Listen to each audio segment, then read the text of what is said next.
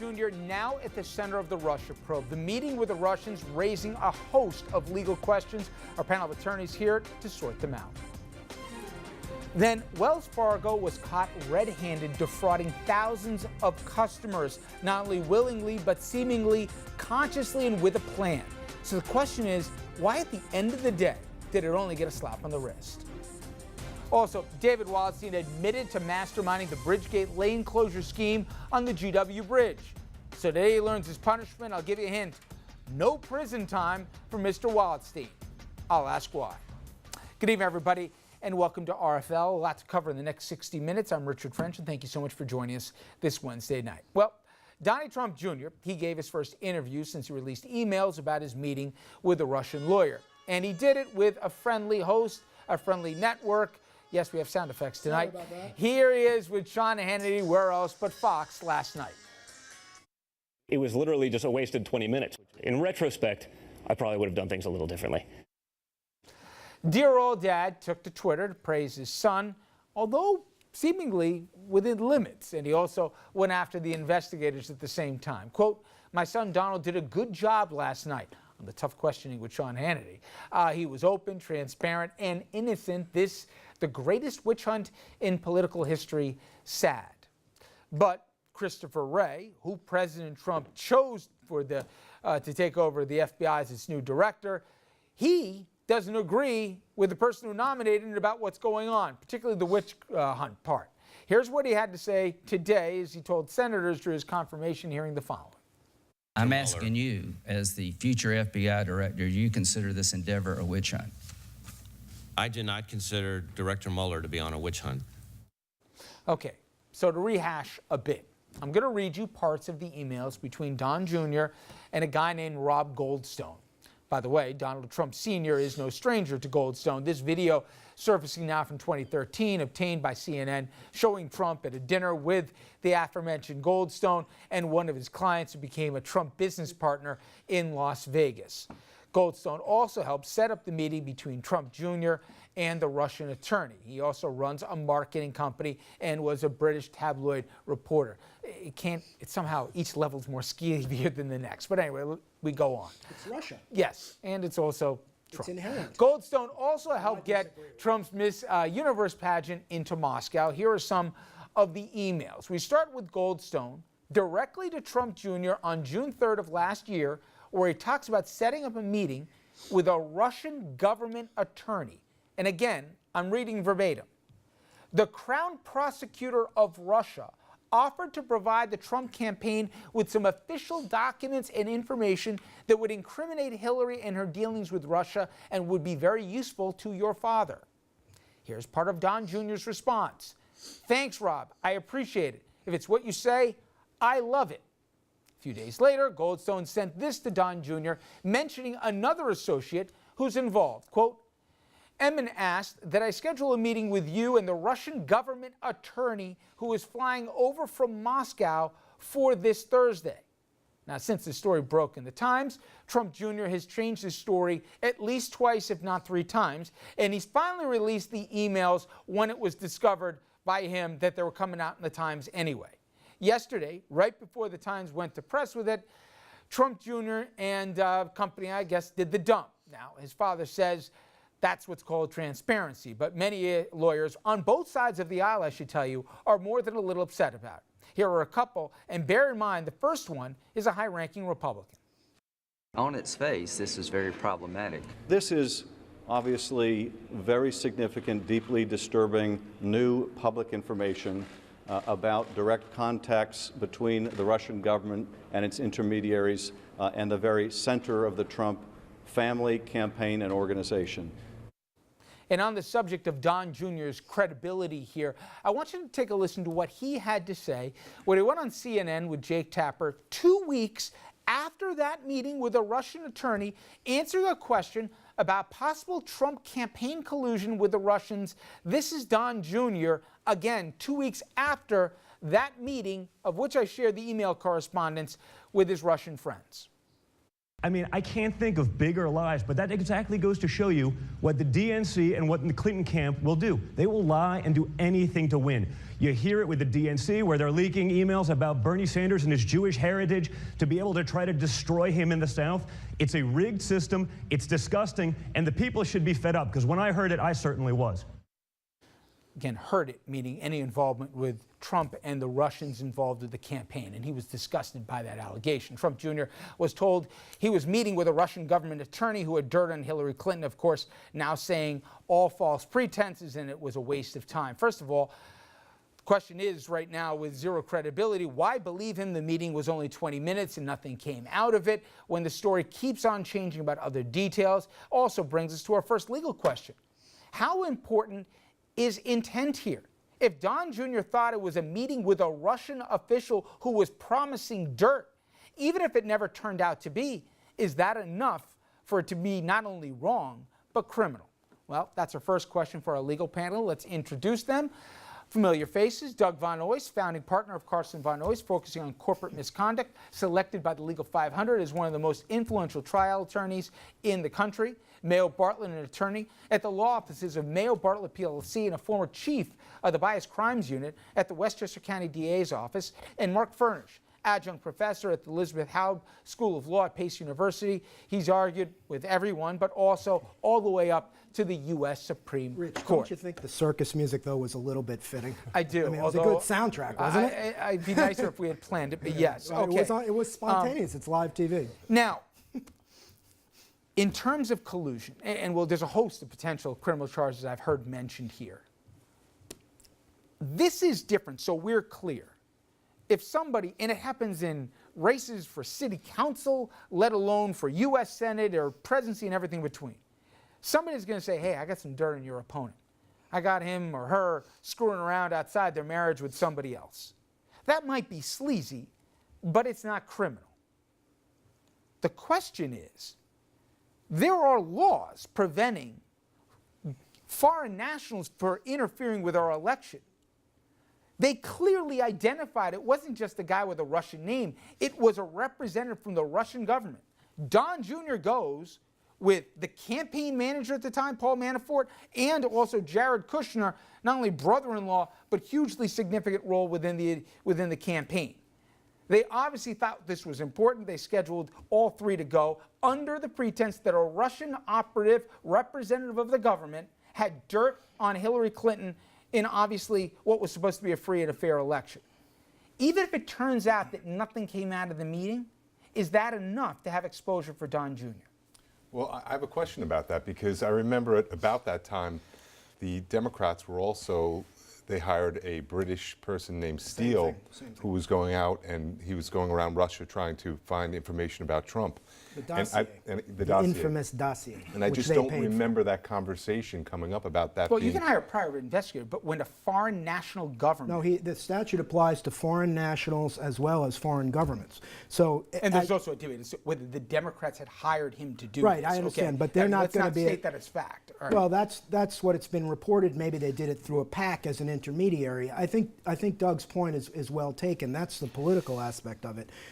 That sauce for the goose is not sauce for the gander here. But legally, it's sort of an interesting question, right? Because under the campaign finance law, the operative phrase, you're not allowed to take money or a thing of value. So the real question is whether this information, and you know, it's not the Russian government proffering the information, it's a publicist. And no, but the publicist offered, and I read it verbatim, I read it that as this well. was information directly from the Russian government. Right, but Donald Jr. has carefully worded in the email, says if this is what you say, makes it worse. It could arguably make it worse, or it could also be construed as him just doing investigation. I agree. It's in the definition of the word value, Mark. Right. But thing how of could value. they not think it's a thing of value Here's if they why. went to great lengths to have a meeting? Okay. They think it's a thing of value, but that's not going to be dispositive here. In statutory construction, it's a very novel issue. When we construe criminal statutes, you construe neighboring words in a similar way. So it has to be a thing of value that's similar in nature to money. And to construe opposition research or campaign research as a thing of value, a prohibited thing of value, would raise serious First Amendment questions, because this is your job to dig up from whatever source information that's in the public interest Mark, and put it out there. Mark, I'm sorry. Wait. No, but let me stop for a second. And I've made it, right. My life, I have dealt with, you three know me, right. I've been involved in campaigns. I don't know one person of either party that if somebody said they're from a foreign government, let alone an enemy of the state, well, Russia, they said she was a Russian government lawyer. The Russian government, a representative, has dirt on your opponent, that, first of all, the ignorance to continue an email thread on it, then to show up not only the son of the president, the campaign manager of the president, and also another high-ranking person within the campaign to show up and to put in that you'd love to get dirt from the Russian government. I don't know anyone who would have gone along with that. Arguably that shows an innocent state of mind. They're not hiding anything. Here's the problem. You're grading on the biggest curve I've ever seen. Just let me. No, I'm not. They're not. The meeting itself, they're not going to have any criminal exposure. Exposure is not the right word. Anybody can indict a ham sandwich, the old phrase. They could have exposure. There's never going to be a conviction. The problem is, as in all these cases, is not being forthcoming and just coming right out and admitted it. It's the old Martha Stewart problem. If you come clean and put it out there in a preemptive fashion, you defuse the situation. We can debate as to whether it goes away just if you admit that you were meeting with the Russians to try and get dirt. But Mayo, I've heard a lot of different terms. Now, Senator Kaine said treason. He's going way out there, okay? But I want to go to a couple of things. Collusion, perjury, okay? He's repeatedly denied the lie. No, I'd rather not. It's not perjury. It's not under oath. He hasn't denied anything under oath. Let's put it this way, okay? Doug, you know what? If the Clinton campaign did the same thing, they should be facing the same questions. But it's not an excuse to say the other side did it. So we really have removed ourselves so far from the truth and from reality in the country across the board that we have horses that we have horses that we bet on, and we want them to win, as opposed to looking at what has happened. All of our clients don't have the benefit of a year-long investigation. They get arrested immediately, and now you got to come up with the resources to prove you didn't do it, basically. Any normal human being would certainly be charged, probably be convicted, just under 1001 for probably lying to a federal official. Now we're in a situation where you have Donald Trump running from the campaign. He hasn't made any statements to a federal official. Please, He's made public statements. Mark, please, just let me finish my thought. Well, it's true. Okay. But when Donald Trump says, please bring me this evidence, well, this is what occurred. This is what happened. So now to suggest it's not a thing of value is interesting. Number two, when you have all of these emails, it starts to really get close to collusion, which essentially is conspiracy. No matter what. It smells bad. The question is more whether than it smells bad. We also know that it's now widening the scope. Now, that is true. This investigation is certainly going in even more directions. Will this cause, let's think about it, computers, emails to be subpoenaed from people not just in the White House, but from the Trump campaign? Mueller apparently learned about this when basically the story came out with the Times, and apparently already they're going down this. The real fear I've heard from some people is, it's that line from All the President's Men, just follow the money here. There's going to be forensic financial investigations attached to this as well. They're doing their damnedest to confirm the worst suspicions, and now opening up more and more players and more avenues for the investigation to tie this thing all Richard, together, when you right? talk about things of value, also, you got to figure out, now you stop, when Donald Trump became president, lots of his businesses profited tremendously. His friends got appointed to positions where they oversee sometimes regulatory agencies. But you can argue, Mayor, you can argue. Presidents from both parties throughout time have certainly appointed their friends. Oh, absolutely. But the question is, the thing that's given has to be the thing of value. Was there any cooperation with the Russians? Was there any quid pro quo? But that's the sexy part of this case, where everybody wants to know about collusion and money and big deals. The bottom line is, when you're looking at an investigation like this, where people have to disclose certain specific information on forms required by the government under the penalties of felony, that's where this goes. And I'll go next to Kushner in the next segment, because we already know the problems. But in terms of who's doing the asking, obviously we know that Mueller's probe ongoing from at least the hearings today, and I believe Mr. Wray will be confirmed here with bipartisan support. He's made it clear there will be no interference from his end as it relates, and he would resign if the president attempted to fire. Well, what else is he going to say in response to Fair that enough, question, but today's day and age, we'll take anything resembling justice. So my question, though, is this going to be, yes, the House and the Senate will do their investigations, and they've got subpoena power, they'll bring people to stand. Is this Mueller's baby, or now because it's happened in New York, will now the New York AG theoretically get involved? Where will this centrally, I'm talking about the investigation, be focused? Strictly with the independent counsel, the FBI, or another governing body? It should stay with Mueller unless you find independent evidence of different crimes that are outside that allow the Department of Justice to handle it independently without having to have to recuse, basically. It's a federal election, and it's allegedly violations of federal campaign law and federal election law. So it's clearly within Mueller's domain. Schneiderman has nothing to do with this particular thing. The FBI and Congress will continue going forward. And I will say, until this latest thing, and it was actually prompted by Kushner's supplemental disclosures, Mueller's been doing a good job of keeping more of a lid on this stuff, and there are less. There's a school of thought that says that Schneiderman, as well as other state AGs, have also an equal interest because it's not just federal election law that you're talking about. It also may violate state election law. Well, last question. It could violate state bribery law because they had the meeting theoretically at Trump Tower if there was a bribe. So all you guys, and I got a minute here before the break. If Donald Trump Sr., the father, is your client right now, your biggest concerns, is it that, my God, more and more people are being involved, more and more people with various self-interests would either be incentivized to either cooperate, look out for themselves? Is it that this investigation now can go in so many other directions? Is it too many people, too many other directions, now too much, where obviously financial records and everything else is going to come into play? What concerns you most if the president is your client right now with these revelations on top of everything else we know and also the broad powers that Mueller enjoys? All of the above, but particularly the first thing you mentioned, that if somebody outside his family circle, because they're not going to roll on him, but one of these Russian actors who has potential criminal exposure, having come into our country and had these meetings, rolls on Trump or gives damaging information that connects the president and contradicts his claim that he didn't know anything about this meeting until 3 weeks ago, that's my concern, human source information.